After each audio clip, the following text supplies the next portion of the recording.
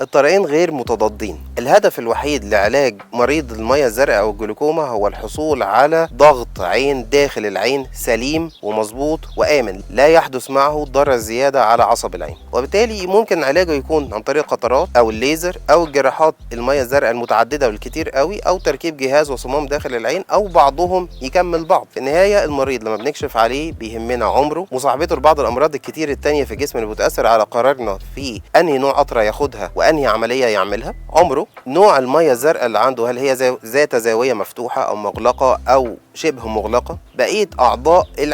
العين اعضاء كتير، هي مش عضو واحد، يعني حالة عدسة العين، حالة الشبكية، حالة العصب والتأثر اللي حصل فيه، كل المعاملات دي وغيرها هي بتتضرب كده في معادلة كبيرة معانا، بعدها بنحدد هل هنستخدم علاج دوائي أو ليزر أو عملية أو نوعها.